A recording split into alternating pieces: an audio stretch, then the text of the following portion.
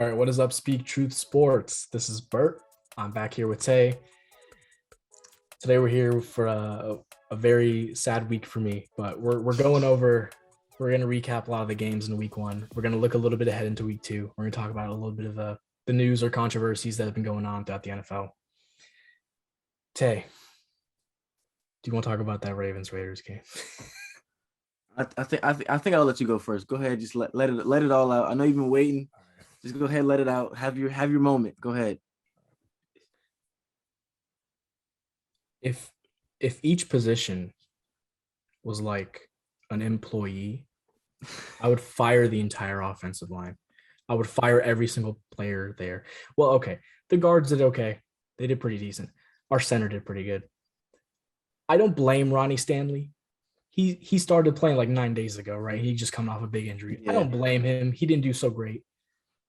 But Alejandro Villanueva, what were you doing, man? What were you doing? Oh, man, he let Max Crosby eat him alive. Like, it was ridiculous. The Raiders D-line looked like Washington's D-line. Jumped up 10 levels. Like, it was ridiculous. Let me bring up a stat real quick. Lamar Jackson was pressured on 53% of his dropbacks. 53%. To give you context, Patrick Mahomes in the Super Bowl last year, when everyone was like, oh, his line sucks, that was a really bad game from their offensive line, he was pressured 50.2% of the time. Lamar Jackson was pressured 53% of the time. And let me tell you something.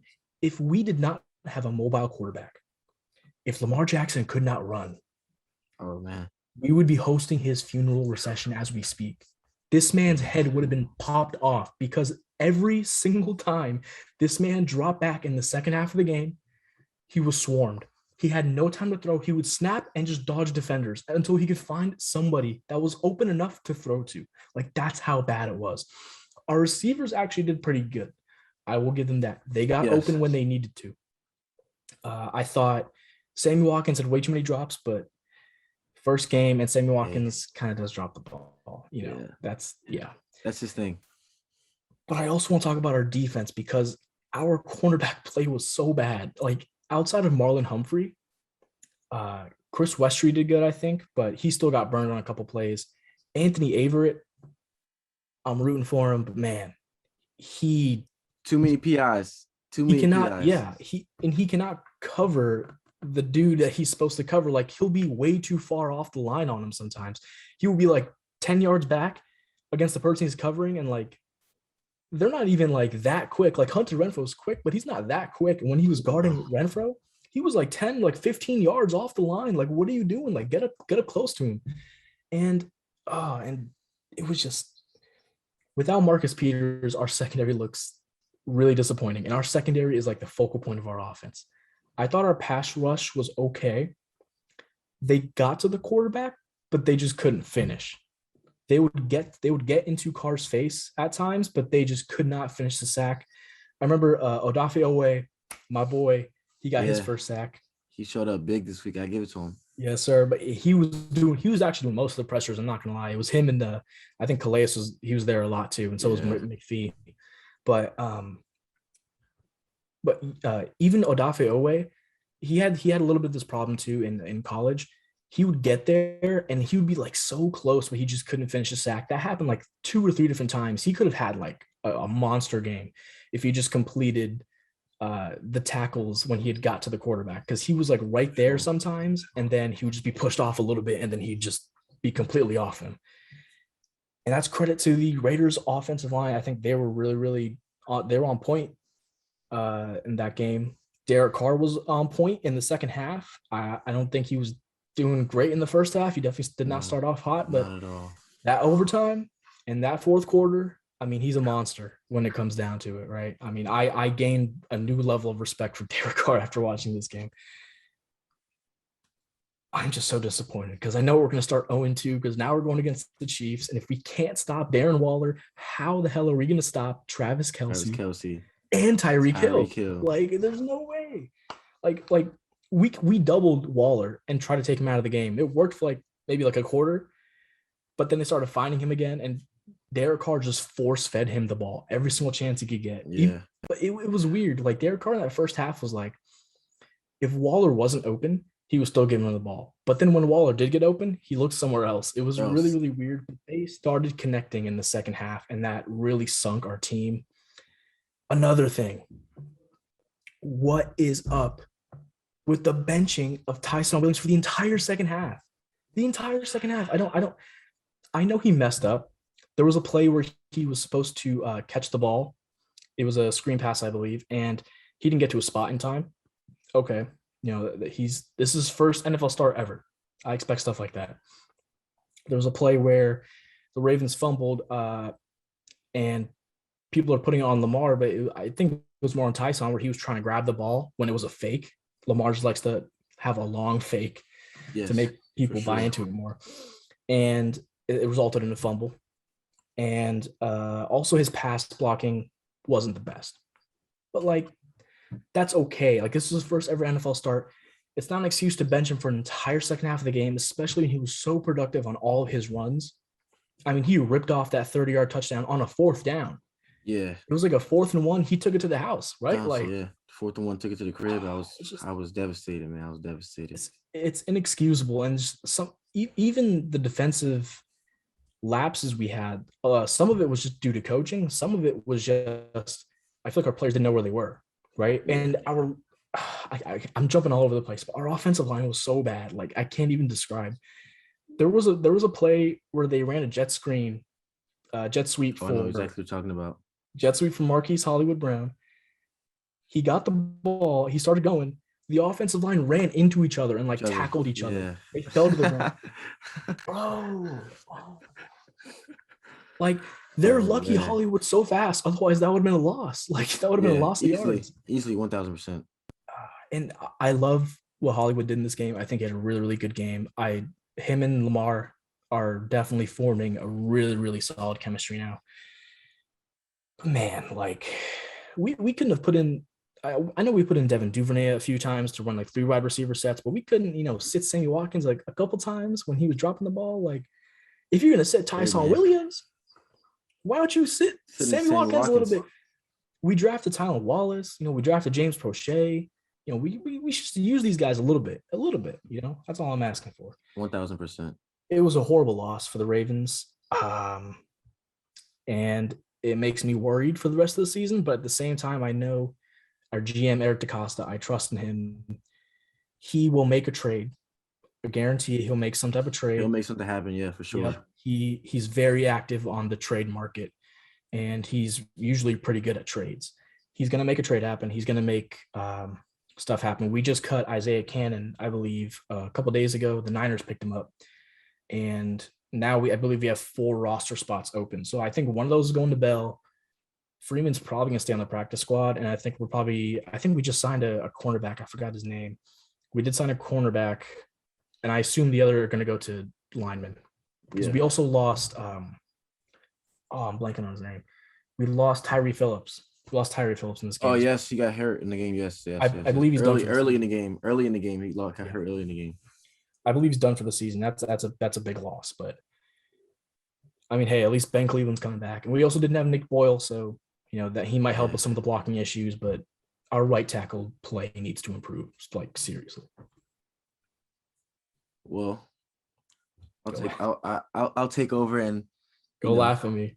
Go laugh. I'm gonna gloat a little bit because these people, they really doubted my boys, man. I was trying to tell people a lot all off season. Listen, Gus Bradley, this new scheme, this new defensive line is revamped, and it's going to bring the juice for everybody on the defense, and that's definitely what everybody saw on Monday night. Max the Demon, that's his new name, baby. Max the Demon off the edge. I mean, I think he pressured Lamar over 10 times the whole game. Yep. I think 10 plus times, and I think he had 2 or 3 sacks. 11 times, and he had 2 sacks. Yep. If not 3. I think he had 2.5. I think he combined on that last sack with Carl Nassib, which it caused Lamar to fumble. And might I say, Quentin Jefferson, big play on the strip in the third quarter to make a big pivotal point in the game. Big props to you. And Another big thing. Ngakoue did really good. He was on a mission. Yeah, Ngakoue, but unfortunately, it seems like he's going to be out for that hamstring. It seems like he's going to be out for a little while. Yeah. We lost Denzel Good. He's done for the year. Unfortunate. Gerald McCoy's done for the year. Unfortunate. He just got back in the NFL. Now he's done after one game. I believe there's somebody else that's missing too.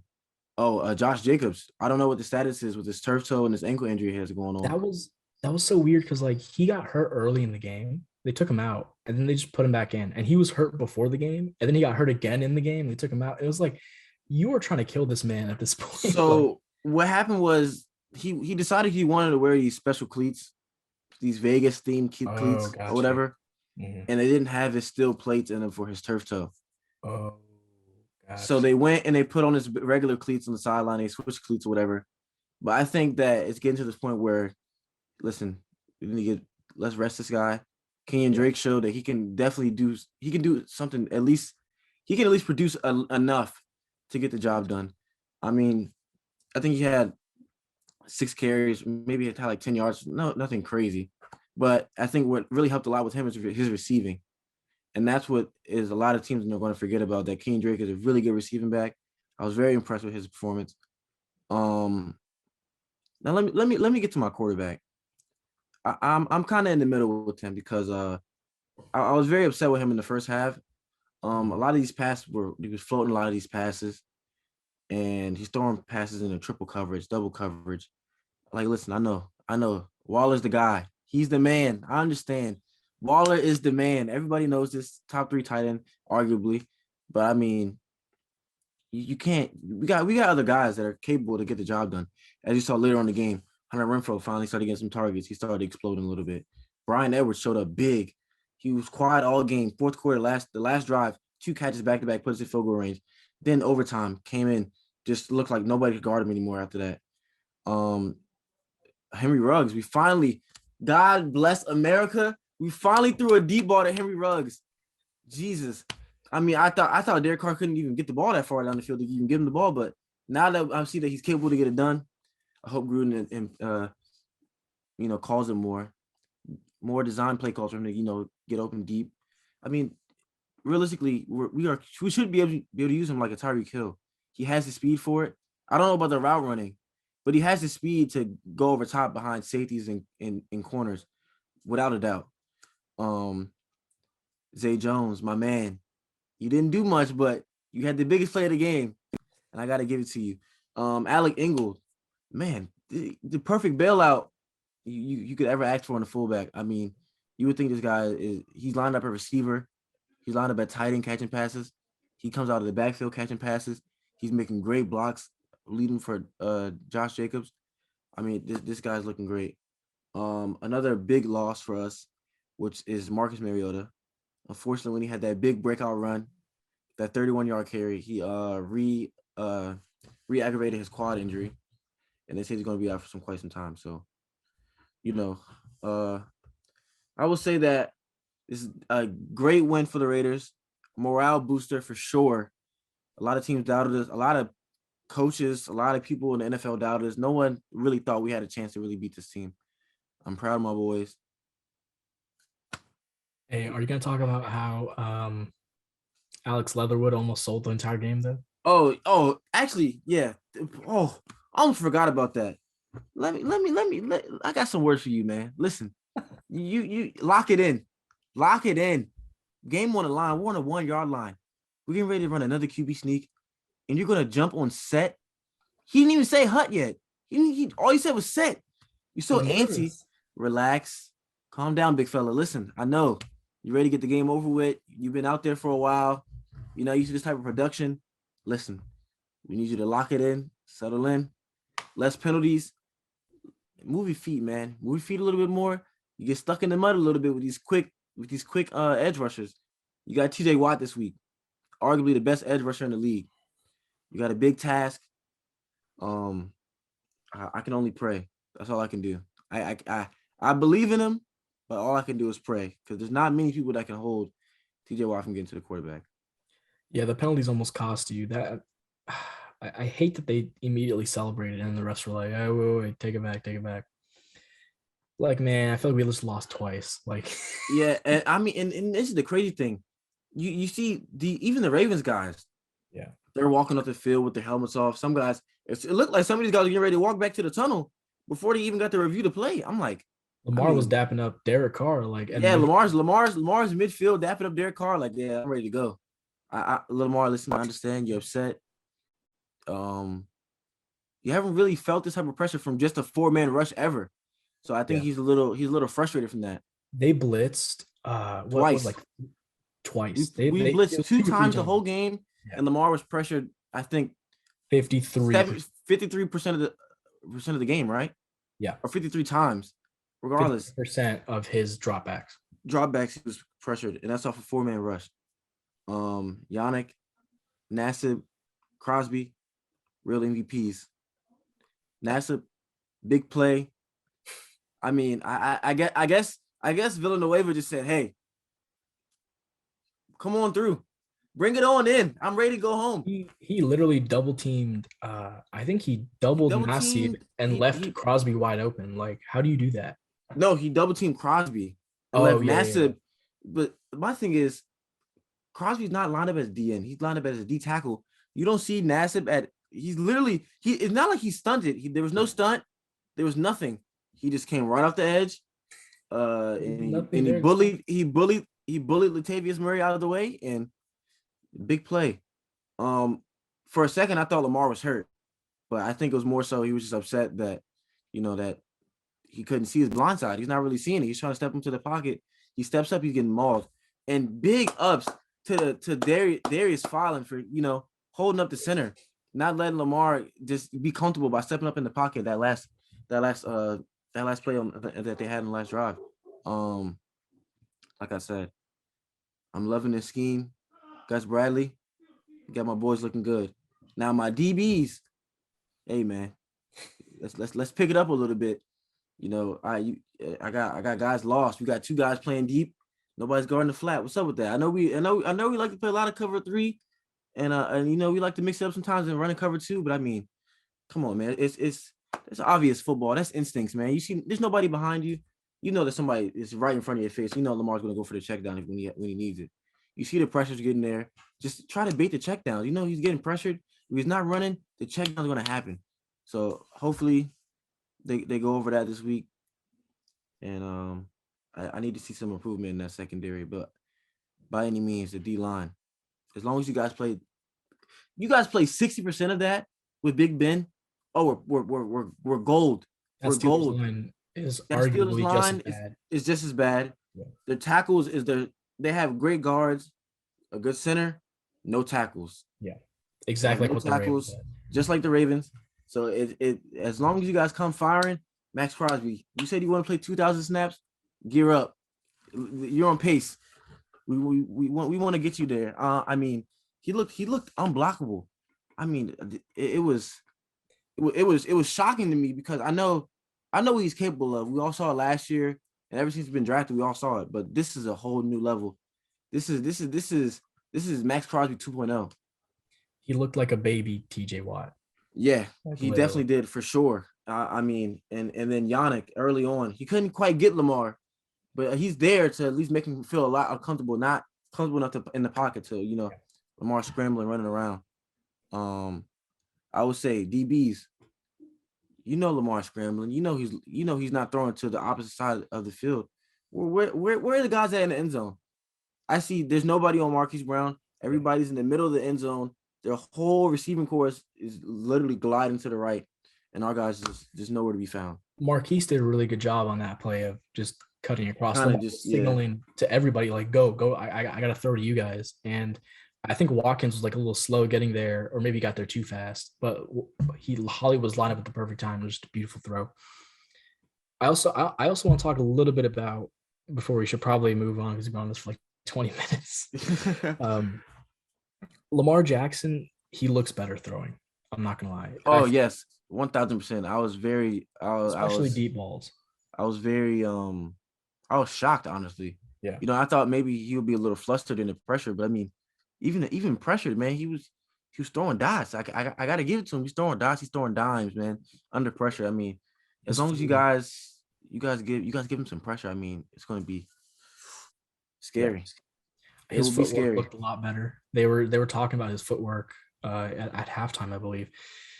His throwing motion just in general looked better, and he's throwing it deep with way more accuracy now. And he had a really nice pass to Sammy Watkins that should have been a touchdown, but I think we end up scoring on that play anyway, so it's whatever. Yeah. The problem is we just can't. We can't really see Lamar set and throw much because he's constantly, the second he snaps, he's like, I feel bad because I feel like he can't even trust his line anymore. Like I genuinely, and honestly, Lamar would never say it, but like in the back of his mind, like he knows, like. And honestly, I felt on some of these plays, I think he felt like he was pressured, but it really wasn't. Yeah. He doesn't trust his guys enough to like sit there and be comfortable because these guys are getting back there to him. He's got to scramble. He's wasting energy. Then he's trying to show that he can throw some more. So it's hard. I feel for the man. I do. I feel for him. It's definitely like a psychological thing that's going on. And it's been going on. The line has been having problems ever since Yondo retired, right? We've been having problems. I hope we fix it. I love seeing Ricard and Ingold play. They're like opposite. They're like mirrors of each other. I'd say Ingold's probably a little bit better in terms of he's a little more versatile. I think he can catch better. Just a little more athletic. That's all it is. I love seeing fullbacks in use. I think it's really interesting whenever they play. Justin Tucker was on point as always. Mark Andrews. Yeah, where was he at? I guess that I don't know if he was just covered a lot or Lamar just wasn't really looking at him. He was definitely covered because you guys had the middle of the field like a lockdown for the most part. Yeah. Like, I don't know, man. All right, well, I think that's enough of Ravens Raiders. Next time we see y'all, we're coming with fire. We're coming with fire. Hey, by any means, I expect it. Let's jump back to the Thursday night game. I think people have talked about this like ad nauseum. So I mean, there's not too much to go over that other people haven't said. But I mean, that was a great game. It was the Thursday night game and the Monday night game. Like, they were such great primetime games. Beautiful. I will say that I have developed a lot more respect for Dak after what I saw. Yeah. The guy's elite. We have to give it to him. Dak Prescott is an elite quarterback. There's no more talks about it, no more questioning. He's shown enough before he was injured last year. He was already showing that he was elite, and he probably was going to be one of the best quarterbacks in the league last year if he didn't get hurt. I think he was already leading in passing yards, and I think he was just killing everybody. He was on record to break the passing yards in a season record. Yeah, by any means, he was just lighting everybody up, and we saw it again first game back. And then at that, he's also dealing with a shoulder injury. He wasn't even 100% healthy. Yep. So I mean, imagine when he's healthy, 100%, and there's no aches, no pains. Cowboys, you guys got a quarterback, and you guys should cherish him. Get him some protection. And Dak, stop running, man. Yeah. Please stop running, Dak. Please stop running, please. It scares me every single time he takes off. Yeah, please stop running. Just slide, or if anything, just check down. A big thing that I noticed is, where's Zeke? What's going on? I thought Zeke was this versatile pass catching running back, and then you see more Tony Pollard coming in. Are they moving on? What's the deal? I mean, I don't really know what's going on with that. I was a little shocked with that. Mm-hmm. I think they're trying to use Tony Pollard as their third down, like, receiving back. They used him a lot more in the first. I'm not exactly sure why. I think they just wanted to see what he was made of in a real game. But like, once Zeke came in, like toward it, like starting with the second, like they barely used him throughout the rest of the game. So I thought that was just kind of weird.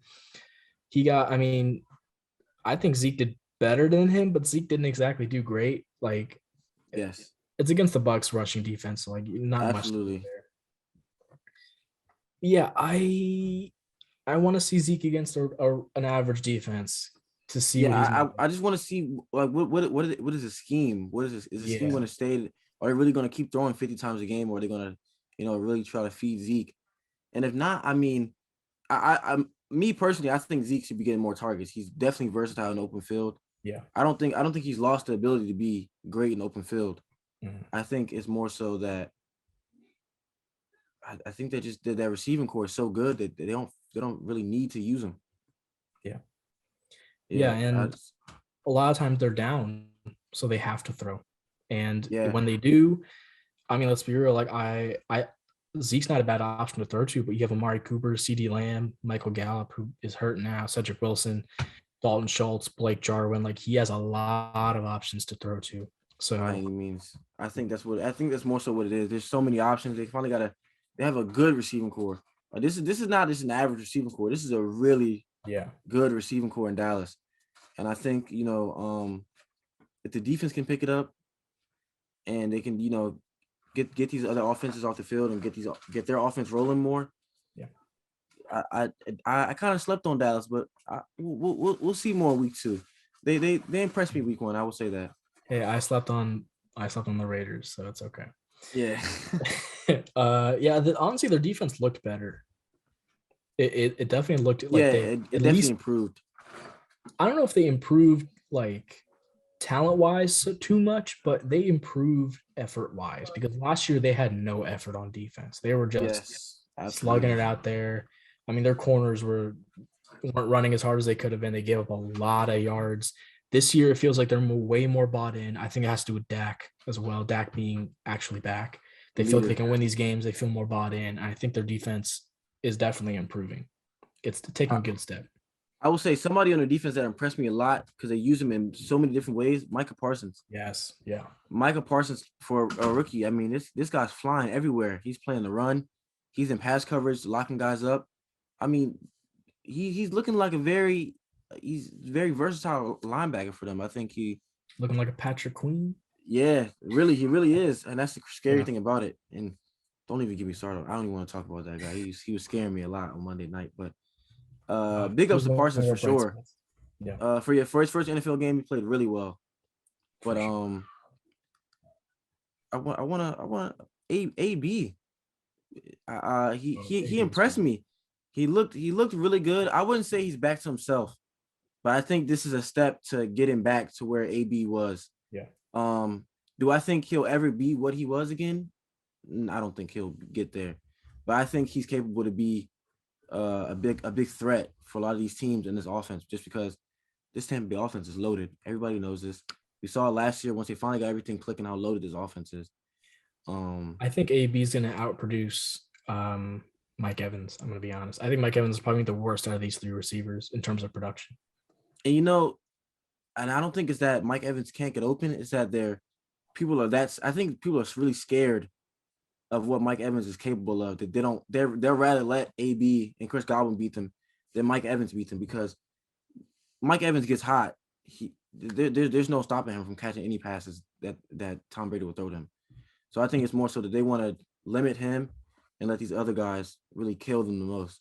And But this is also, a lot of his passes are deep, and yes, sometimes Brady just looks for the first open dudes, like take it, go. And so if they're doing that, it's going to be hard to wait for him to get open and then chuck him the ball. It's going to take more time. for sure. Gronk impressed me. Gronk was great. Gronk looked really good. He looked like he just didn't lose a step. I mean, Yeah. I don't know. Is this guy ever going to have a decline? I thought last year, like, okay, you saw the decline, Yeah. then he comes back this year, fully fresh, ready to go. I mean, I don't know, man. Tampa Bay, they just picked up right where they left off. Their defense, their secondary had some trouble though.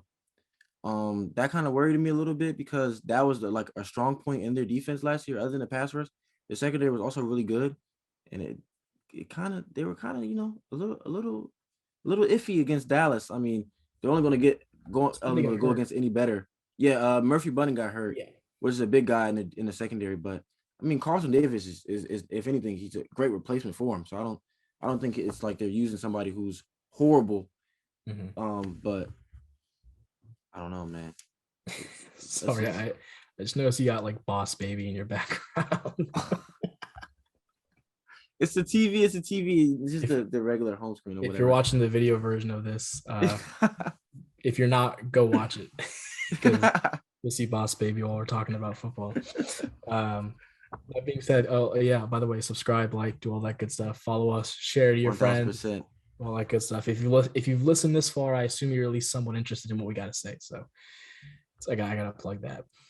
Let's jump to some of the other games. So Eagles, Falcons.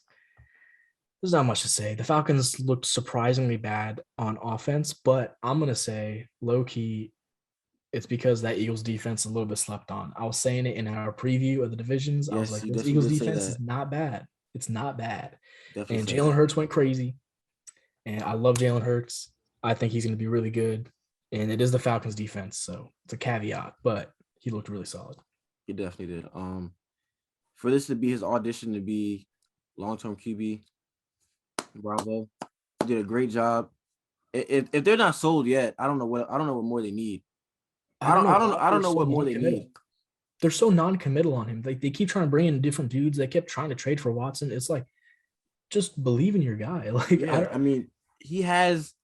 he showed that he's capable to get the job done with his receiving core. And he doesn't have no top 10, top 15 receiving core. I mean, he has a young receiving core who's just a lot of speed with them. I think that's going to be their advantage is that they have a lot of speed with these receivers. Quez, Devontae, and Jalen. They're all really fast. All three of these guys are really fast. Yep. I mean, if Jalen's able to get the ball deep downfield to him, I don't know, man. This Eagles offense might be a little scary. Let alone Miles Sanders looked really good. Kenneth Gainwell looked like he played his role perfect. Yep. I don't know. I don't know if we're going to be seeing more of him and less of Boston Scott, but it seemed that way. It definitely seemed that way. Yeah. And look, I mean, they traded up to get Jalen Hurts, and now they're trying to get rid of him. Like, I don't know. I don't know what's going on in Philadelphia, but look, I mean, he keeps proving time and time again why you should believe in him. He throws and he runs. He can, I mean, I think I said it last year, like he kind of has shades of like being a dollar store Lamar Jackson, right? Like he can do both. He can't run as good, but he can still throw, possibly throw better. And, you know, he makes winning plays for the most part. You know, he does what he can to make his team win. For the Falcons, Matt Ryan, his decision to not target Calvin Ridley on every single play confused me because, like, come on, like we all know Calvin Ridley's getting open nine out of 10 times he's getting open. Even there's not many guys. Yeah, there's not many guys in the NFL that can guard Calvin Ridley. So honestly, even when he's doubled, I'd prefer Matt Ryan just chuck it to him somehow. Just it'll get there. He's accurate. Calvin Ridley will jump up and get it. Yeah, Calvin really is capable to get the job done by any means if you force feed him. That's a guy that they definitely should be force feeding. I'm also not saying this because I have him on my fantasy team, although I do. Not a big game from Kyle Pitts, but definitely a decent game for a rookie tight end. I mean, I think people are a little too excited. And this was like kind of like, okay, let's come back down to earth a little bit because he's still a rookie. He still needs to learn this pace of the NFL, the physicality of it, you know. But I think he definitely held his own. He definitely did. He did pretty good. But I'm waiting for that. When he has that one game, that explosion game is going to be big. Yeah, I think that's really going to be the thing. His blow up game is going to be really big. And tight ends usually they don't go crazy until their second or third season. I mean, Kittle, it happened with Kittle, happened with Kelsey. Even tight ends usually they need to add the bulk to their body to be able to block effectively and be able to catch effectively against linebackers. Without the bulk right now for Kyle Pitts, he's kind of just like a glorified taller wide receiver. That's kind of how they're using him too. So yeah.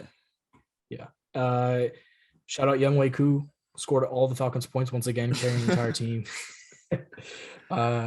Let's go to Steelers and the Bills.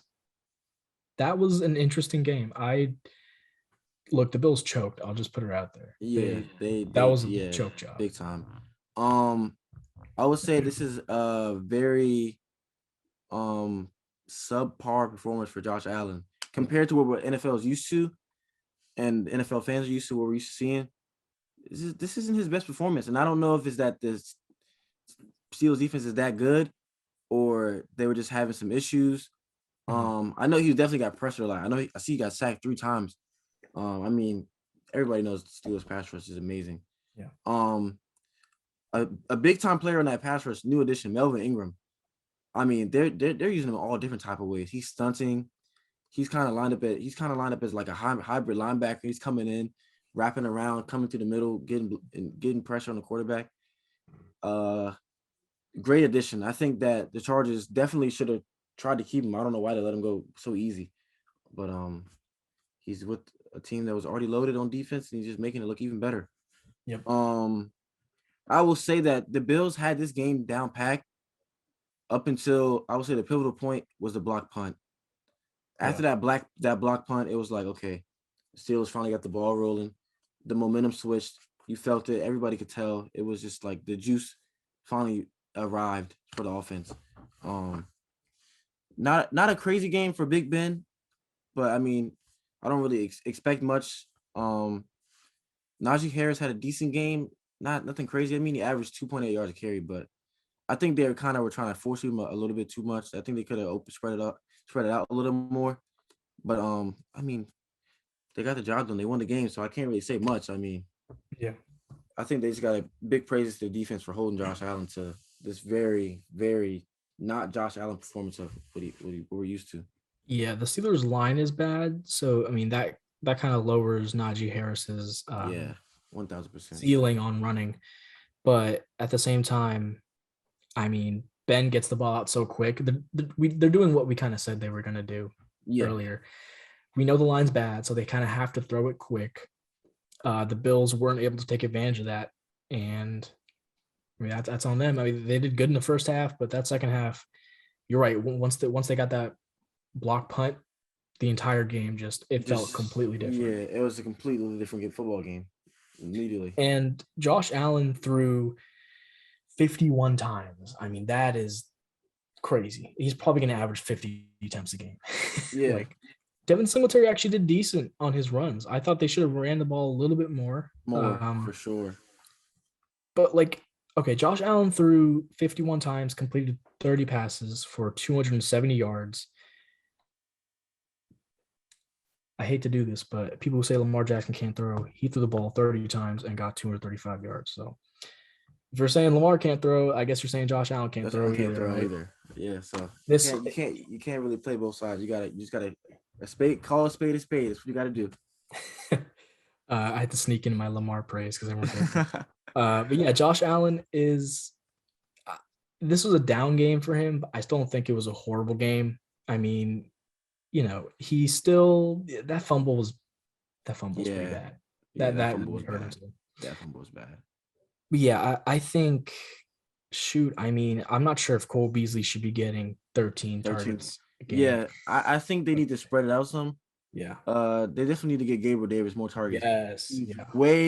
He's way better than what they're using him. I think he can explode to be a number 2 option with this offense if they just give him the ball more. Yep. I think it's more so that. Go ahead. I think it's more so they just need to build his confidence.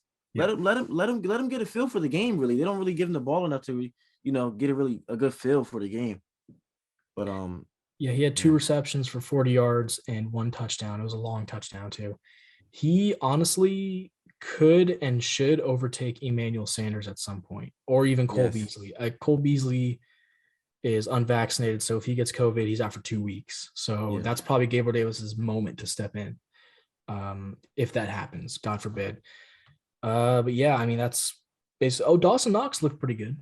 Yeah, I'm surprised by that. 4 targets, 4 catches. Yep. I mean, you can't really ask much more from your tight end. Whenever you throw the ball, you need him to catch and get yards as much as you can. You average 10 yards a catch, so I mean that's pretty good for a tight end, I would say. Yep. Yeah. And yeah, the Steelers defense is legit. I mean everybody knows that. It's a no-brainer. The pass rush is legit. Secondary is Banks really on that pass rush, but I mean, when you got Minkah Fitzpatrick back there leading that secondary, they're going to be good anyway. So I expect the Bills to bounce back, but we'll see next week. We'll be able to tell Lamar this is just still week 1, so a lot of these are just we're extrapolating. Jets, Panthers. I'm gonna be honest, I didn't watch this game. But Yeah, I guys, I didn't watch one down of this game. I had no interest in watching this game. I saw some highlights, saw some clips. I think just both teams just looked very mediocre, and this was just two mediocre teams kind of fighting, and this was really just a Sam Darnold revenge game. I believe the Panthers went up 16-0, and then they kind Yeah, they kind of they of were off the break, yeah. and then they kind of let the Jets come back, and they kind of squeaked out towards the end. Christian McCaffrey looked great. I mean, from the stats, I didn't watch the game. 98 yards receiving, 89 yards, or 98 yards rushing, 89 yards receiving. That was really good. I expect Robbie Anderson, DJ Moore to do their thing. They did their thing, apparently. And shoot, I mean, I'm a little worried about the Panthers defense if they're letting Zach Wilson throw bombs on him. But shoot, I mean, I don't know. It was I don't want to say it's garbage time because it was like halftime. But like the Panthers they were up 16-0 and they were like, yeah, we got this. We got this game in the bag. And we Let kind of themselves relax too much. Probably, I mean, to what it looks like, they probably just let them start picking them apart, and they just let them get a little confidence, and then you can let any NFL team gets a little bit of confidence, they're going to start running it up on you just a little bit. It's the pros. Yeah, I mean, they are pros. They are definitely professionals. They're great at what they do. They're there for a reason. So you let any of these guys get any confidence, they're just going to start going away. Yep. I was very surprised the Vikings lost to the Bengals. Yes. And I will say really the Vikings let up a little bit too early too. Yeah. I think what was the lead? I think they were I can check it. I think at some point they were up by a good margin, and they just kind of just let the game slip away. I mean, shout out Joe Burrow for sticking with it. I think he looked really good. Jamar Chase, for all the bad stuff we've heard about him, even from the Bengals' own beat reporters, the Bengals' own reporters were saying Jamar Chase looks bad. He can't catch the ball. He can't separate. He showed up big. I mean, silence all the haters. 1,000%. And T. Higgins looked good. I mean, shoot, I was just so surprised at how bad the Vikings defense looked. Like I didn't know it was this bad. Like, actually, I had it backwards. The Bengals were up 21-7. Yeah, I had it backwards. I didn't watch the game. I just thought that's what happened. Mm-hmm. Yeah, I don't know. I guess the Bengals defense were looking pretty good, and I guess they just let up a little bit and they let the Vikings come back. They ended up squeezing it in overtime. I did watch overtime of that game.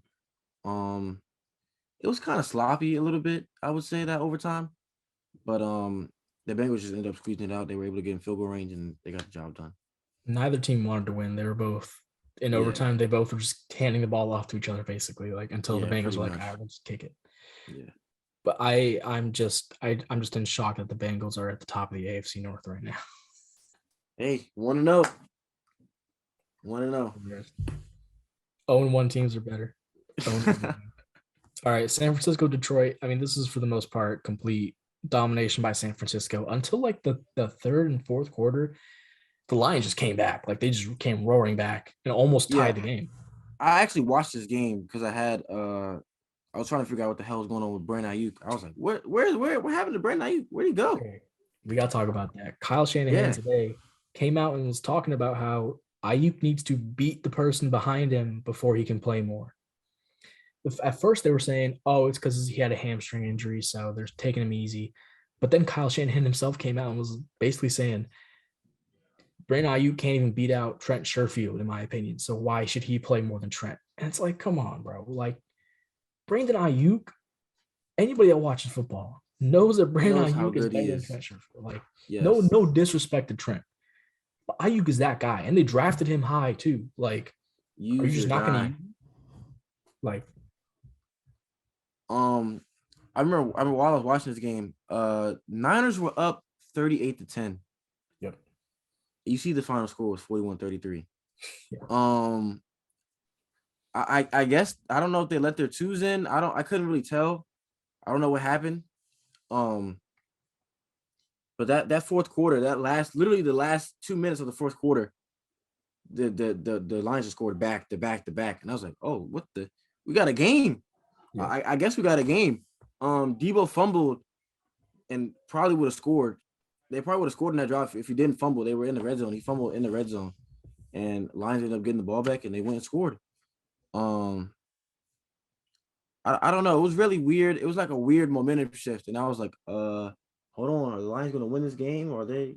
Is this really going to happen? They're going to pull this unthinkable comeback. What the hell? Week 1, what's going on?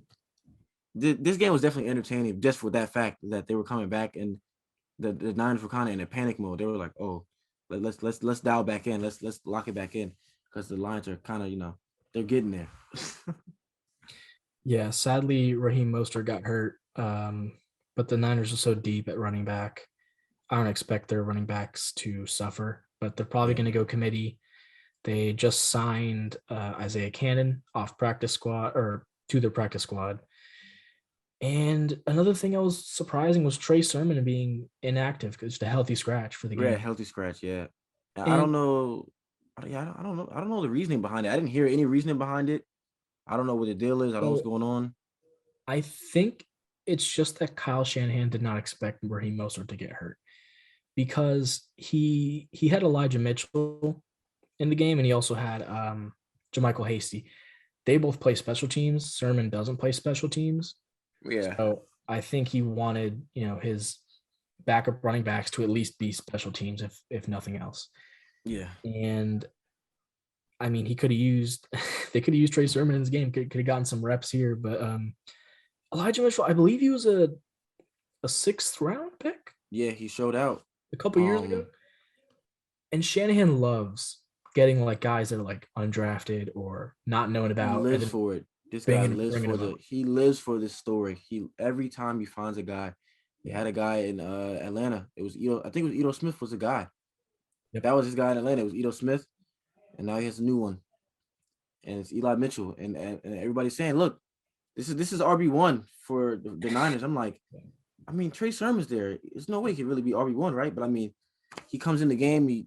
I think he ran for 100 plus yards and had a touchdown. I mean, yep. You can't say that you can't rely on him. He's definitely reliable for sure. So I guess we'll just have to wait and see.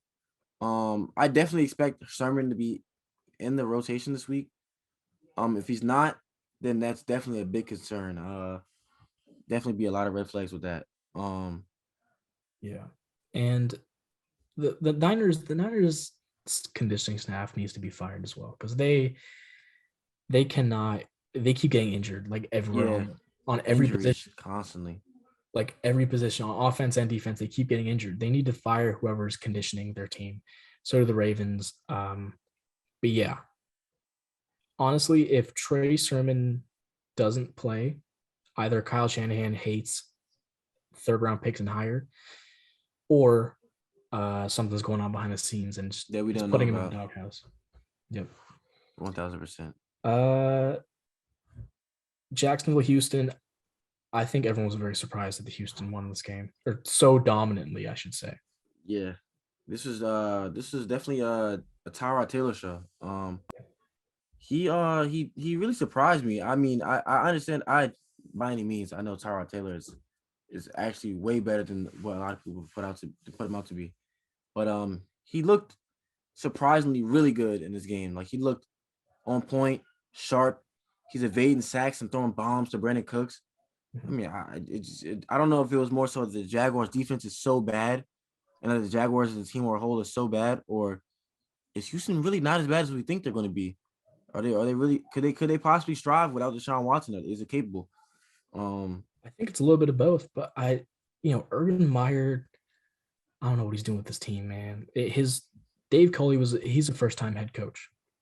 Urban Meyer has been a head coach, not for a NFL football team, but he's been a head coach of a football team. He got out-coached, in my opinion, in this game. Like, that should not be happening. Like 1000%. I would say that Trevor Lawrence definitely you could tell that he needs to get adjusted to the NFL. Yeah. I think the game speed and how fast defenses are, I think that surprised him because the Texas defense isn't the best. They're, probably not even a top 20 defense in the NFL. Mhm. But I think he's just not acclimated to that speed of the NFL in general. And this was a big kind of surprise to him, like, oh, okay, let me kind of, reel it in and actually lock it in and really see how crazy this NFL is. Yeah, that's something that kind of happens with most rookies. I mean, Joe Yeah. Burrow kind of started off a little bit rough last year. Most starting rookie Quarterbacks struggle. have struggled. Yeah. He also threw the ball 51 times. But they were behind, so it made sense. It's not like the Bills where they throw while they're up, which hurts their clock management. But yeah, Urban Meyer needs to step up and do his thing. Seattle, Indianapolis. Seattle just crushed Indy. Oh, go ahead. What were you saying? Oh no, I was gonna bring up the whole James Robinson and Carlos Hyde thing. I don't really know what's going on there. It's kind of strange to me, but I guess Urban Meyer, something going on that we don't know about. I said this before we started recording, but I hate that teams are trying to force a running back by committee onto some of their teams, because a lot of teams don't have the depth to do a true running back by committee. You're only supposed to do running back by committee if your running backs are near the same level, right? Yeah, 1,000%. If you have Carlos Hyde, who, no offense to Carlos Hyde, is significantly worse than James Robinson, he should not be getting more rushing attempts than James Robinson. Simple as that. To me, this kind of reeks of nepotism on Urban Meyer's part, because Carlos Hyde used to play with Urban Meyer back in college. Yeah. And it's just like, it's kind of the same reason he gave Tim Tebow a shot, just because he worked with him. He likes his guys that he knows. He loves his guys. Yeah. He's going to give all his guys a chance by any means. Yeah, but it's doing a disservice to the team and honestly to his own job. Like this is negatively affecting him and his own job. Like, and it could, and it really, honestly, it could affect possibly their best running back on their roster. Not even possibly. He's definitely the best running back on their roster. This could really shoot at James Robinson's confidence. I mean, I'm not really sure what he's got going on there, but hey. Yeah, give James Robinson more snaps, please. And shoot, throw him the ball a couple times too. Like, don't be scared. He can catch a little bit. He's definitely capable to catch out of the backfield, 1,000%. I also don't. I feel we always talk about this every time we bring up the Jags, but why did they go ETN in the first round when you have James Robinson? Like, it's such a dumb decision from the start. Urban Meyer just from the start has not given me any hope for this team. Not at all. Seattle, Indianapolis. Shoot, I mean, they just kind of crushed the Colts here. It's not. I didn't see the game much, but I saw some highlights from just when I was watching some other games over the weekend, and they were just kind of showing clips of Russell Wilson. Russell Wilson just looked really on point, and him and Tyler Lockett just looked like they were kind of already in, I wouldn't say mid-season form, but they already look kind of warmed up. Most guys that are kind of not even old, just most guys that just need to get used to the NFL and just get back into that rhythm of things. But it looks like, I mean, they're not really missing a beat. Tyler Lockett's still fast. He's still beating safety. He's still beating corners. Russell Wilson's, Jesus. I think he had the prettiest throw I saw all weekend. That second touchdown ball on Tyler Lockett. My God. I mean, the ball was a perfect spiral throughout the whole way in the air. It didn't duck one time. Perfect spiral. It was just tight spiral. It was beautiful. We know like Russell Wilson can do it. We just don't know if he can do it for the entire season. Right? Because he usually goes crazy in the first half, and in the second half, something happens, and they kind of go away from what Russell Wilson. And I feel like it's not really him. It's more so scheme wise. Yep. They changed their scheme in the second half of the season. It's like, hey, I know passing the ball so much and us abusing our great receiving core was so good. Let's go ahead and run the ball with Chris Carson, Rashad Penny, and DJ Dallas. Let's go ahead and get these guys some carries. And it's like, what are you really doing? Are you trying to intentionally lose games? Like, are you trying to intentionally get that last seed in the playoffs? Because more than likely, this whole division could make the playoffs. Their whole division can honestly make the whole NFC.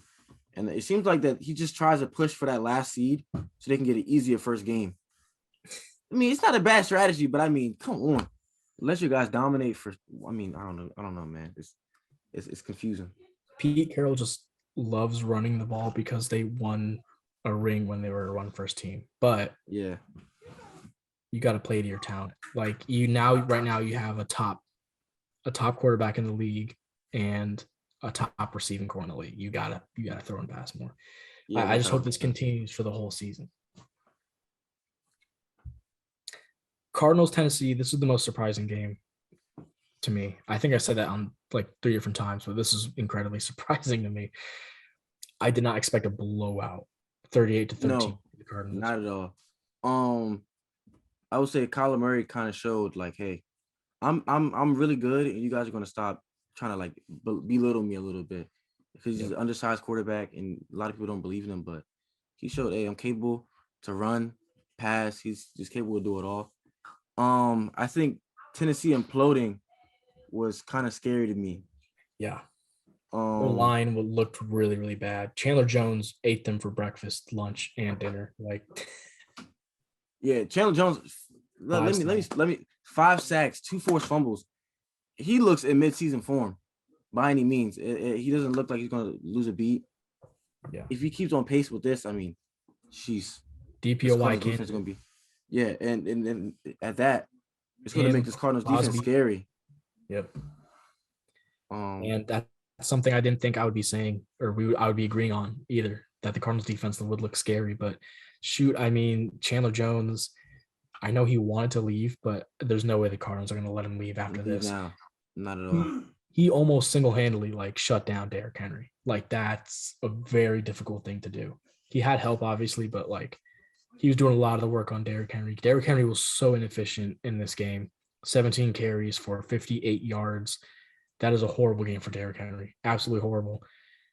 He was used to catch the ball a little bit, which was interesting. I want to see him go in that direction a little more to be a better pass catcher. But at halftime, Derrick Henry had 10 carries for 9 yards. Like, it was bad. And then he ended 17 for 58, and it's just that's not very Derrick Henry like. It kind of seemed like, I mean, Arizona just had him bottled up, and you couldn't really get a flow. I think that's going to be a big thing. A lot of teams realize that if you kind of keep Derrick Henry bottled up in that first half, it's kind of hard for him to get started going because it takes a little while for him to get going. So if you don't really let him get started, he'll never really get the engine moving. Yeah, the Ravens kind of exposed that in their playoff game last year, and I was like, teams are probably going to use it against them more, and they are. They're kind of using what the Ravens did. And I mean, Derrick Henry gets better when it gets colder. I mean, this is everybody kind of what it is. Yeah, he gets better as the season goes on. So I don't expect it to be like this the whole year at all. What do you think of AJ and Julio? Okay, it seems that Julio and Ryan Tannehill definitely need to get need to get some more chemistry with him. Yeah, for sure. I think it's more so that Ryan Tannehill is expecting Julio to be in spots, and Julio is kind of like so used to how Matt Ryan throws him the ball. Yeah, that he has to get acclimated more. I think that eventually they'll be good. I think it's just going to take more reps, more time. You can't say that they will be amazing right off the back. Nobody's going to do that immediately. Yeah, shout out to the Cardinals. They played an amazing game. Chargers, Washington. I want to shout out Washington for having the heart to stay in this game. I'm going to say it here, first and foremost. I think Taylor Heinicke should be their starting quarterback. Yes. Admit it. I think he's going to lead this team to the to winning their division eventually, and he's going to get him possibly a playoff win. This kid is look. I said Ryan Fitzpatrick was going to do it, but like, shoot, I mean, Heinicke seems like a better fit for this team. I feel like he knows the team better. He was actually doing more than Fitzpatrick offensively. Fitzpatrick was 3 of 6 for 13 yards before he got hurt. Taylor Heinicke was 11 of 15 for 122 and a touchdown. He also had 3 carries for 17 yards. He's mobile. He's young. He can throw. He has good chemistry. He knows where his guys are going to be. Terry McLaurin had a better game with Heinicke in the game than he did with Ryan Fitzpatrick. 1,000%. And obviously, it's not an indication on Fitzpatrick being bad. It's just, they don't have chemistry together, all that stuff. It would take a while to build up. But Heinicke got the chemistry right now. Heineke's going to win them games, in my opinion. And when he was in the game, I felt like they had a much better chance to win. Yeah. I'm just over here looking at the stats. I believe he came in and started 7 for 9. Yep. And I think that was like his first 2 drives. He came in hot, came in slinging. I would definitely say that he has some improviser skills. He's capable to just to make a play happen when it needed to get done. If everything breaks up, he's capable to make something happen where he can just kind of move guys around. He's like, hey, somebody go here, somebody go there, and then he's able to dump it off to him. I think the reason why he lost this game was that Antonio Gibson fumble, which was big. But I mean, they fought, and this is a really good Chargers team, and this only shows you how good that Washington football team really is, and that people kind of need to wake up and realize how good they are. They contained Herbert and all these weapons to only 20 points. Like, that's pretty good for the defense. And they scored 16 points on the Chargers defense, which is it slept on, in my opinion. I think it's a really solid defense. Gibson looked really good. I think if they wanted to turn him into Christian McCaffrey, they could. It's possible, for sure. He just needs to hang on to the ball more, because he had a fumble. That fumble was really costly, but he also had like a near fumble at one point in the game. Like, it kind of slipped out of bounds, so it was like, whatever. But like, if that was in the middle of the field, that would have looked really, really bad. Terry McLaurin, I think, is going to thrive with Taylor Heineke. Mike Williams I was very surprised that he had so much chemistry with Justin Herbert, because I feel like they haven't played. We haven't seen them much together, but immediately they just clicked, and he was flinging him all over the place. And Keenan Allen's Keenan Allen. Everybody knows how Keenan Allen is. He's going to be the guy. I think it was more so Jared Cook surprised me as well. He came in and just clicked. Yep. It was like, he came in, he knew his role, he knew his job. I thought they relaxed him at that tiny position that Hunter Henry's gone. But it seemed like, he's capable to get the job done. I mean, Jared Cook is a good veteran. Sure. I'm not surprised, but I think I'm more so surprised at how quick him and Herbert click. Yep. All right, so Cleveland, Kansas City. I know this is one of the best games of the week, but I actually didn't catch a single snap of it. I was just in awe watching Jameis Winston. I'm only one man. I can only catch so many games. But, I mean, from what I saw from the box score watching, the Browns kind of went up big early on, and slowly Mahomes does what Mahomes does, I assume, and just threw him back into the game. I know I did tune in for one play. I saw the 75-yard bomb of Tyreek Hill, and I turned off TV. I was like, this game's over. Like, I switched games immediately. I was like, it felt completely different after he did that. I was like, there's no way. So I actually watched this game. I would say that Cleveland came out strong. They came out really strong. They kind of just came and punched Kansas City in the mouth. And they're like, hey, we're here. We're not a slouch anymore. We're trying to change the tradition in Cleveland. And by any means, I think that this Cleveland team will be a problem. The defense, I think the secondaries really surprised me the most. I knew the pass was going to be good. I know they have decent linebackers. I wasn't really worried about that. I was a little worried about their secondary, and the secondary kind of really stepped up. I would say that Mahomes didn't necessarily struggle, but in the red zone, he struggled. And I know that's not really a big thing for him. Usually, in the red zone, they find a play, they get things moving, they get things rolling, and they get in the end zone quick. Usually, it seemed like, usually Kelsey's able to get in the end zone, but it seemed like they took him away, and Mahomes was struggling a little bit, and they couldn't really get the ball rolling early on. There's even a time on 4th down where Mahomes was like, "Hey, can I go for it? We're going to go down." And I think at one point it might have been down. Let me check. I believe they were. I don't know if they were going to be down 2 touchdowns at this point, or if they were. Yes, they were up. They were down 8-0, and he knew that if they kicked a field goal, that Cleveland was going to score. He knew that they couldn't stop Cleveland from scoring.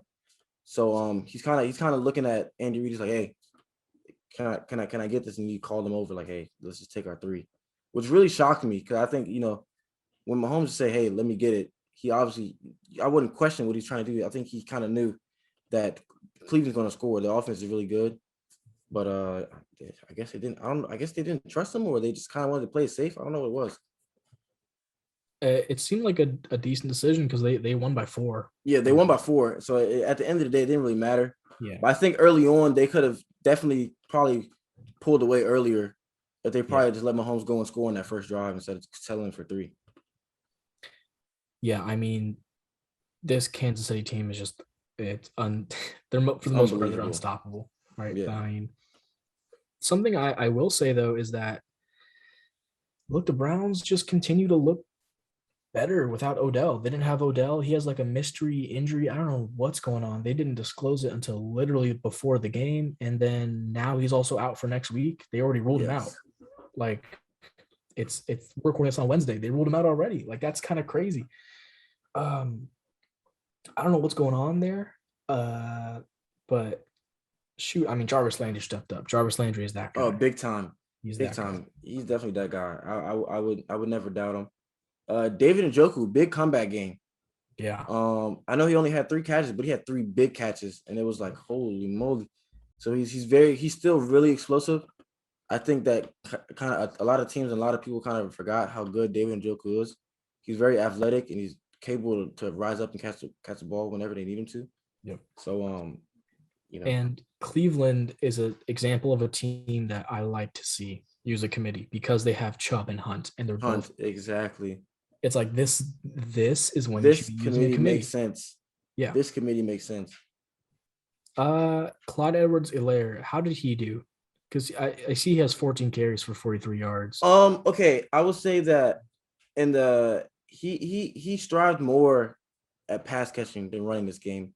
Yeah. But that's more so that Cleveland's front 4 is really good, more than just that he couldn't really get developed. I think Cleveland front 4 is really just that good that it's not that easy to run the ball on them. And I think a lot of teams are going to struggle trying to run the ball on them. So I think it's more that than him not being capable to get the job done. Mm-hmm. Well, I mean, shoot, I expect him to improve. He was really bad in the red zone last year. Like I believe he was one of the worst running backs in the red zone. But I mean, I don't know if he exactly got there and was able to make any plays. But if you're telling me they were struggling in the red zone, I assume Clyde Edwards-Helaire was also struggling again. Yeah, of course.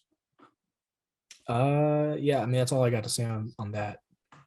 Let's talk about this defensive deadlock right here between Miami and New England. Yeah. 17-16. Goodness. I caught some glimpses of this game. I didn't really watch this game. I tried to watch it because I wanted to see Tua, but after the first couple drives, I was like, I can see where this game's going to go. It's going to be a defensive game. I kind of tuned on somewhere else. But looking from the box score, I mean, Tua didn't have a crazy game, but he had a pretty good game. He 16 for 27, 202 and a touchdown. I mean, he did throw a pick, which is not, always not the best. But he also ran for a touchdown, which is surprising to me. Myles Gaskin, he looked really well. Box score watching 9 carries, 49 yards, 5.4 carry. Can't really ask more from somebody. This is another committee that I don't understand though, because Salvon Ahmed, he should just be the pass catching back because he had 3 carries for 4 yards, did not look good on the ground. Malcolm Brown is basically just their power back. He was averaging 3 yards a carry. He wasn't doing that much. Myles Gaskin was the guy in the backfield. I think he needs to be used even more because he can pass catch and he can run. Like he was the best at doing both. So this is a case of chill on the committee a little bit more. Let Myles Gaskin get some more work in. And same with New England, kinda, but James White is just so good at catching the ball. I mean, he had 6 receptions. Yeah, it's hard not to use him in the pass catching. Yeah, he's capable to do what he does. Damian Harris had a great game on the ground though. Yes, 23 carries, 100 yards. 100 yards. Mac Jones, I thought he showed some flashes for sure. I think definitely he has flashes, but he also looked like a rookie out there. Yeah. A lot, which is expected. I mean, this is his first game. Yeah, 1,000%. I will say that he did better than what I expected. Yeah. I did not expect him to do this good. I think he did better than what everybody expected. Mm-hmm. So I mean, I'm definitely gonna, I'm gonna be watching Mac Jones a little bit more. Yep. I will say that Nelson Aguilar's trying to revive his career. It seems like everywhere he goes, he just seems like that guy. Now I don't know what's going on. It seemed like he couldn't catch a pass in Philly. He went to the Raiders. He seemed like he'd catch everything. Now he's New England catching everything. I mean, you can't really knock his ability. Everybody knows Nelson Aguilar is just a speed guy, but the main thing was that he drops a lot of passes. But I guess after that last year in Philly, he worked on it, stronger hands. I mean, his ability is already there, so all he needed to do was get stronger hands, and now you see how good he is. Credit to him. He didn't fold when everyone was destroying him on social media. He just took it and he kept going silently. He was working in the background. I respect it. I mean, Nelson Aguilar, he did really good this game, 5 of 7, 72 yards and a touchdown. Jacoby Myers looked good as well. I thought they should have maybe targeted him deep a little more, but I think he did good for what he was given. Jonnu Smith and Hunter Henry, that's a great tight end duo. If they're healthy, they're good. Mac Jones is set up for. Yeah, I think he's set up for some success here if he can just gel with the offense more. Okay, I don't think anyone expected a 38-3 blowout from the Saints-Packers game at all. Might I say, this is Aaron Rodgers' worst week 1 in his career. Yeah. I mean, 15 for 28, 133 yards, and 2 picks. I mean, usually, I don't remember. I really don't remember the last time I saw Aaron Rodgers throw 2 picks in a game. I'm gonna be honest with you. I know he throws 1 every now and then, but 2 in 1 game, and especially in week 1, this was a shocker to me. And it seemed like the whole offense was bad. I mean, Aaron Jones, 5 carries, 9 yards, average 1.8 a carry. AJ Dillon looked like, I mean, to me from basketball watching, he was the best back. 4 carries, 19 yards, 4 yards a carry. I mean, I don't really know. Tunyon, I saw they were trying to target him a lot, and he couldn't really do much. Devontae Adams didn't score, surprisingly. I don't know. I don't know what it was. I guess they just couldn't click. I think it was just a really big eye opener for this Green Bay team. Like, hey, let's kind of lock it in. Let's get our stuff together. Let's really reel it in and play how we used to play. And I hate to do this, but it kind of makes you question how hard was Aaron Rodgers working in the offseason, right? He comes out and puts up this dud. Because, like you said, like, he is very picky with his passes. He very rarely throws 2 interceptions in a game. If he doesn't like what's on the field, he'd rather chuck it out than throw an interception, right? That's 1,000%. That's the player he is. And he's been knocked for it at times, which I think is kind of stupid. But, I mean, he doesn't like to turn the ball over.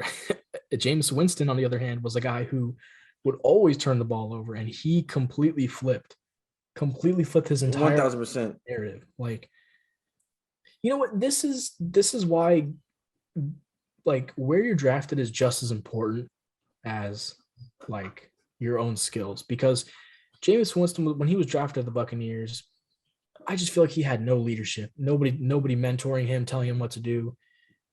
Everyone labeled him a bust, said his career was over. Okay, he goes to New Orleans. He takes the job from Taysom Hill, the guy they were building up to be the next quarterback. He took the job from him because he sat there with Drew Brees. He got mentored by Drew Brees, and he realized, look, if I'm getting swarmed, I'm not just gonna chuck it up there and be like, Godwin's out there somewhere, right? Yeah, exactly. You can't just do that. And so Brees taught him, be smart with the ball. Pick your opportunities. If nobody's open, throw it out. It's okay. And I feel like, Jameis Winston early in his career was trying to play hero ball so much. Yes, absolutely. But now he trusts his team so much that, with Kamara in the backfield, he trusts his offense so much that he's cool with throwing it out of bounds. And the broadcast was praising it the entire time, and I was here for it. I love seeing Jameis Winston do good. Yeah. I would say he definitely had a very strange stat line. Yeah. I don't remember the last time I saw a quarterback throw under 200 or at least 250 and have 5 touchdowns. Yeah. This guy had 5 touchdowns with 148 yards. Yeah. I guess you would say that was just mainly because Alvin Kamara just was Alvin Kamara, and he's just getting the ball downfield, and he's getting them in the red zone. He's just capable to get these quick 5-10 yard passes to the end zone. Jameis ran it too. Yes, he did. 6 carries for 37 yards, which is not really surprising. I would say surprising now. Early career, no, but at this point in his career, he's still mobile like that. Yeah, that's a little scary. I thought, Kamara was great. Tony Jones, I think, was a really solid backup. He outperformed Latavius Murray in preseason, and yes, he outperformed him in regular season so far, right? I think he did a really solid job. He's a really solid backup. His Jameis Winston, there's no number one receiver right now in New Orleans. Mm-mm. He was just chucking it to whoever was open. And I think that mentality, I feel like it helps quarterbacks so much because now they don't feel pressured by anybody. Buddy, to give them the ball. I have So to give this guy the ball. yeah, it's like I don't have to force my passes to this dude just because he'll yell at me afterwards in the huddle. Which is why I was saying the Browns look better without Odell. Yeah. But yeah, Jameis Winston, he's playing free, but at the same time, he's playing controlled. You know, it's a very he's walking a fine line. He's doing really good. And the Saints defense looked so good. They looked really, really, Really good. Yeah. Against the Packers. And yeah, I mean, shoot, Aaron Jones he was contained by that line. That line just stuffed him every single time he tried to run. Rodgers, he had some time to throw and do something, but his line for the most part was also breaking. Devontae Adams. I just remembered he's missing David Bakhtiari. That's a big thing. That's actually a big thing.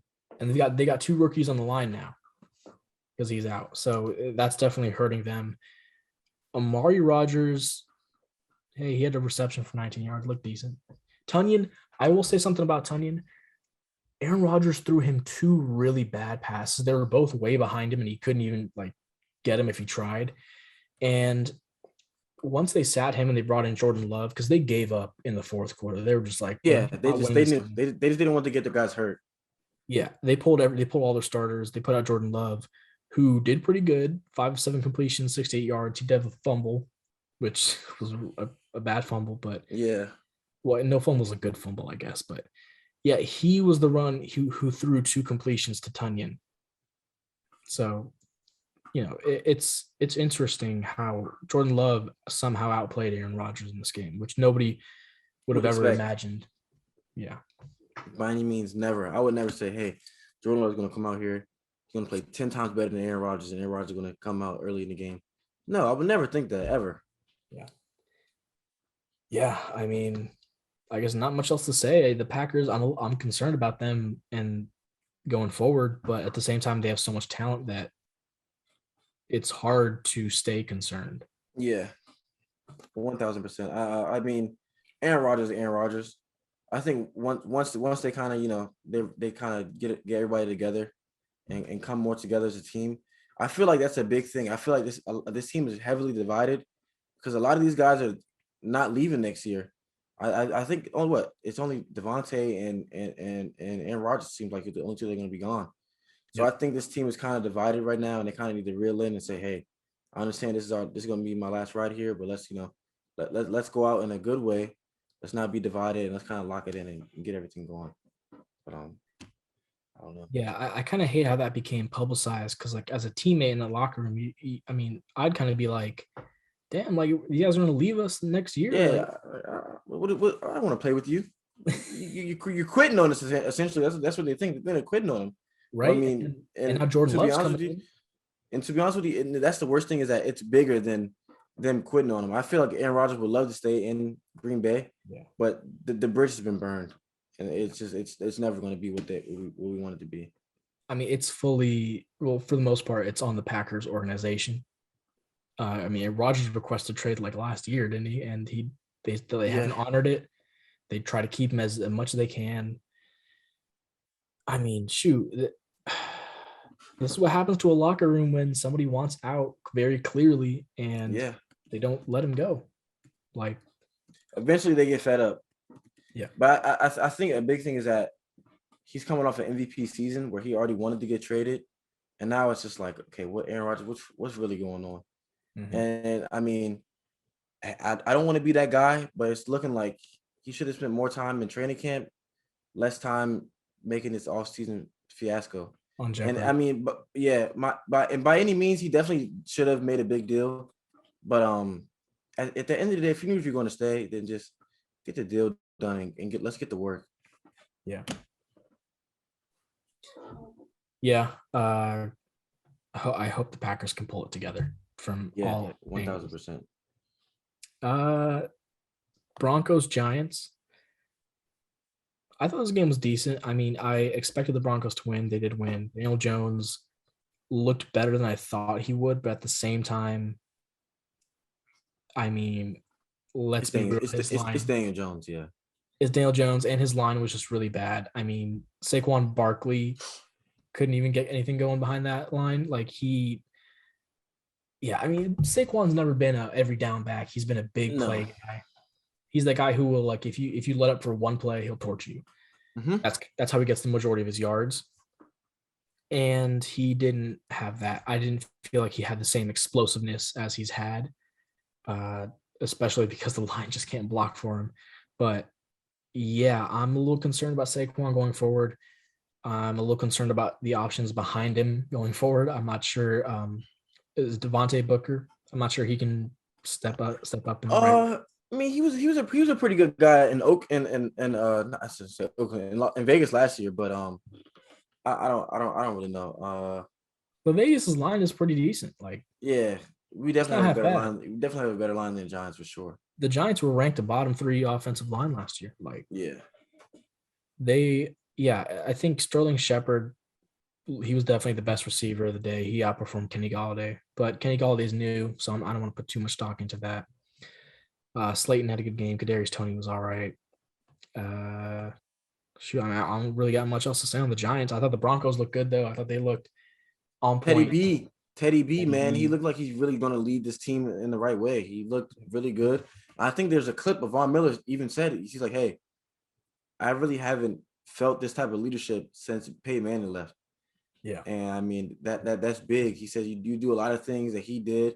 These small pep talks to some of these younger guys just to boost their confidence up. He said these guys need that, and it goes a long way for their career and even for the team throughout the season. So when you're getting praise from Von Miller, who's been there forever, who's obviously their franchise guy, you know that you're doing something right. When you're being compared to Peyton Manning, Yeah, 1,000%. I would say that I think a lot of teams really slept on Teddy Bridgewater because he even looked he looked pretty good last year in Carolina. I agree, 100%. I just think a lot of teams are kind of just like we're over Teddy Bridgewater. He had his time in Minnesota. I mean, the guy's he's still obviously still good. He can still compete. He's still able to get the job done. He's leading this young offense in Denver to success. I know Judy's out. No, that's a big loss. Big loss. 6 to 8 weeks with a high ankle sprain. That's just not the best, but and high ankle sprains they linger. So even when he comes back, he might not look he's definitely going to be tender on it. He's not going to be able to cut the same. He's not going to be able to run the same. But I mean, they have other options. I mean, KJ Hamler, Noah Fant, Tim Patrick, Albert. Oh, I don't know how to say it. I don't know how to say his last name. It's the second year tight end they drafted at Missouri last year. He looked pretty good. Yeah, I don't know how to say his name either. I don't know how to say his last name. But you said Tim Patrick. They have options. You obviously know Javonte Williams. I think once he gets more settled in, he'll get some more pass catching going on there. But they have a good foundation. Oh, Courtland Sutton. I forgot Courtland Sutton. I forgot about him. They have a good foundation. They have a good offense. I think it was more so they just need to find that one quarterback. And Teddy B looks like the guy. Yeah, they just need someone to come in and not turn the ball over. Their defense is good. I mean, it can help them win games for sure. But if they're playing every single snap, they're going to get tired. I think I recall one play. I think Von Miller bench pressed Nate Solder. And Nate Solder's supposed to be the best. I mean, hypothetically, he's supposed to be a top guy on that Giants O-line. And Von Miller just bench pressed him out of the way. And I was like, good God. I mean, Von Miller he's explosive, man. He's just really that good. And that's all it is. Von Miller is really that good. He still got it. Javonte Williams also looked really good. He's the backup to Melvin Gordon at running back. 14 carries, 45 yards. I thought he looked, if Melvin Gordon, he's had some injury issues in the past. If he gets hurt, I think they're fine with Javonte right there. Yeah, Javonte could definitely step in and get the job done for sure. Yep. I know Melvin broke for a late touchdown, was kind of boosted the stats a little bit. So he wasn't really having the best game. Yeah. But he just happened to break for a 70-yard touchdown towards the end of the game, and it kind of just made his game look way better than what it was. But he definitely did have a pretty decent game. I give it to him. Mm-hmm. All right, last game, which was I think this is probably one of the worst games. The Bears versus the Rams. Matt Nagy is the most hated man in Chicago right now. I think they just need to stop playing games and just put Justin Fields in. I think it's just you saw it week 1. There's Andy Dalton. Listen, Andy Dalton is not Andy Dalton anymore. He's definitely capable to be a very good backup, but to lead a team throughout 17 games, he can't do that like he did in how good he was in Cincinnati. He's just not that guy anymore. There's definitely still something there, but I mean, I think you go with your young guy, you let him get used to the NFL, you build him up, get the chemistry with his receivers, and just maybe even if you guys don't have the best record this year, let him get some chemistry with his guys, let you guys build, and let you guys get things rolling. But I don't know. Yeah, I think David Montgomery was the highlight of the Bears offense. Yes, for sure. 1,000%. I mean, he was breaking tackles. He was spinning out of tackles. It was crazy. You would think like he would get tackled at like, let's say like a yard behind the scrimmage line. He would spin and then just somehow gain 2 or 3 yards. Like 3 yards, yeah. He's tough, and he was not doing that his rookie year. He had to bulk up to do that. Yeah, you can see on the field he's definitely bigger. He's definitely stronger. And another thing is that he looks more explosive too. Yeah. I will say that he looks really explosive, which is really good. So, I mean, hey, if Dave Montgomery can lead the backfield, I think they'll be fine. And yeah, I agree with you about Andy Dalton. I mean, he threw for 200 yards, but he had an interception and a fumble. Like, I know Darnell Mooney actually publicly complained about how they were running too many short routes. He felt like they should have gone deep. Because look, I mean, Mooney's a deep threat, right? And yeah, for sure. He was saying that like he literally called out the game plan. He was like, the game plan isn't. I don't think it was working, and I think we should have done something else, which is true. I mean, let's be real. Adjustments. You got to make adjustments always. He was talking about how Jalen Ramsey, he does his best work when the field's shortened, and he said that they shortened the field for him, and they basically let him dominate against them. He's right. I mean, he's right. I mean, I know they didn't have too much time to throw because Aaron Donald's coming at you, but like, yeah, Mooney's a great deep threat. Allen Robinson's a deep threat. Like, you got 2 dudes that can catch it deep. At that, Marquise Goodwin's a good deep threat. Yep. You have a solid tight end in Cole Kmet. The Bears have so many pieces. They just can't find the glue to put them together. Yeah. And it's between the coaching, it's between the quarterback. It's just there's a lot of stuff going on. But the Rams just look dominant. I mean, the Rams. Yeah. First play of the game, they threw a bomb. First play of their drive, Matt Stafford comes out and he throws, I think, was a 67-yard bomb to Van Jefferson. Yep. I was like, holy moly, this is how they're going to start the game. And then it just was on and on and on. This offense just looked amazing. Cooper Kupp looked like an all-star. 7 catches, 108 yards, and a touchdown. I mean, you can't complain when Cooper Kupp's having a game like that. Having breakfast with Matt Stafford, so I hope they have that kind of connection down the broadcast. And I mean, and Matt Stafford was really accurate. Only 6 incompletions, 20 for 26 for 321 yards. You can't ask for anything more than that. Darrell Henderson looked good. Yeah, I mean, he's getting the job done. Averaging 4 yards a carry, 16 carries, 70 yards. Nice. I think they should just stick with him and let him be the bell cow and not really run a committee. But I think the committee thing is such like a trend now that everybody wants to do it. Yeah. Yeah, I think people are seeing the top teams are running committees.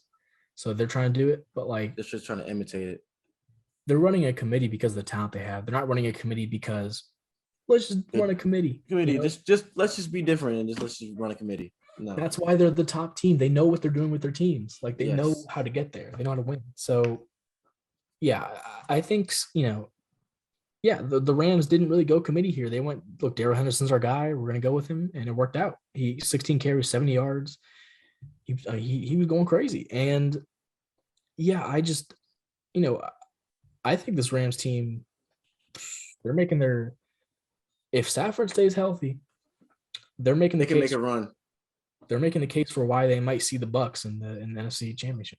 Yeah, definitely 1,000%. And I think a big thing, a big change in this defense is that this new position for Jalen Ramsey. Yeah. Jalen Ramsey playing the nickel, and he's capable just to fly all over the field. When you have a guy like that and you're letting him fly all over the field and just be who he is, there is going to be problems. And we saw it this week. Everybody knows who Jalen Ramsey is. He's no fluke. He's no slouch. I would say, in my opinion, I think he's the best corner in the league, but without a doubt. But this shows that he's just elite. He's capable to do so much more than what we saw. I think we're finally going to see him just completely explode and just show his real talent. Like he's capable of. He's a run support. He's capable to play deep, capable to play in the flats. He's coming downfield and he's making big tackles. I mean, he's looking scary out there. I have to be honest with you. He's looking really scary. Yeah, this defense is going to be so tough to score against for any team. I'm very interested to see what happens when they match up against the Buccaneers, or if they do. Do they have the Buccaneers on their schedule? I mean, I imagine they do, right? Aren't they in their? No, they're not in the division. Oh wait, they do. Week 3. Week 3 is going to be very interesting. Yes, I will definitely be tuning into that 4:00 game. I will be tuning into that 4:00 game for sure. 100%. That should be a primetime game. Why is that not a primetime game? Why is that? Yeah, that should definitely be a primetime game. That could have been the 8:00 game. The NFL needs to schedule their games better. That's a topic for a different time. Yes, 1,000%. We can definitely go over that for sure. Yeah, but I mean, that's all I got to say on. We went over like everything. So yeah, hey, that was the week 1 recap. Shoot, it's only week 1. If your team sucks, relax. I gotta tell myself that.